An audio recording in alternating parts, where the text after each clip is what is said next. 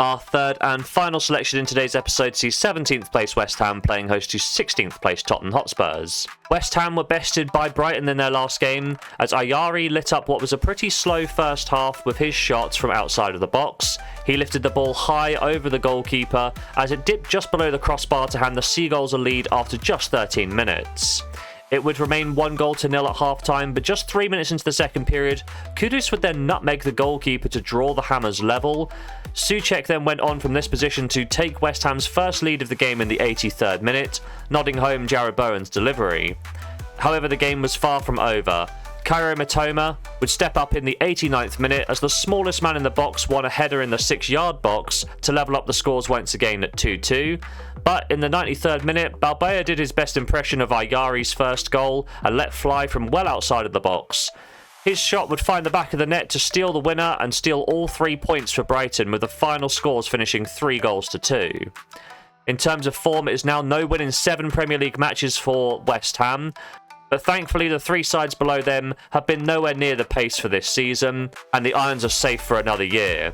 They host a Spurs side who played Liverpool in their last game. A win for the Reds would see them secure the title, but Dominic Solanke managed to dampen the mood somewhat as he opened the scoring early on in that game. However, Liverpool refused to have their parade rained on. Diaz, McAllister and Gakpo would all score in the first half to put Liverpool in a great spot. Then Mo Salah would add his goal around the hour mark to really get the party started. Udogie would then be unfortunate in conceding an own goal, with the final scores ending 5-1 to Liverpool.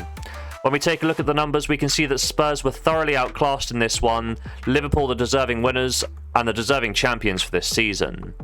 In terms of form for Spurs, it's 3 losses in a row in the Premier League, a recent poor run of form which has seen both Everton and Wolves overtaking them, resulting in the 16th place finish ahead of this game. When we take a look at the head-to-head record, the previous encounter between these sides saw Spurs pick up a fairly convincing win. However, it was West Ham that took the lead through Mohamed Kudus, with Kulusevski levelling the affair up in the 36th minute. From here on out, Spurs would blitz West Ham in an 8-minute period. They scored 3 times between the 52nd and 60th minute, with goal contributions from Bissouma, Son and an Areola own goal, for a final score of 4-1. Number-wise, we can see that Spurs did deserve the win. They took more of the ball, had double the amount of shots and over double the amount of XG generated in the game. Longer term between these sides, it has been pretty mixed. Each of the last 3 Premier League results have seen Spurs pick up a win, West Ham pick up a win, and there's been a draw in there as well.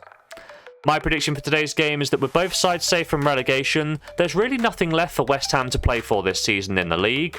The same is also true for Spurs, however they do have the Europa League tie against Bodo Glimt, and they're going to have one eye on the European final. As such, I think that's going to result in a bit of rotation for Spurs in these league matches, and as such I think this game, whilst a tad meaningless, will allow both managers to experiment, and I feel that will lead to mistakes and ultimately goals. West Ham have seen both teams to score in each of the last 4 Premier League games, and in both of their last 2 home games, whereas Spurs have seen both teams to score in each of the last 4 Premier League matches and in 2 of their last 4 away games.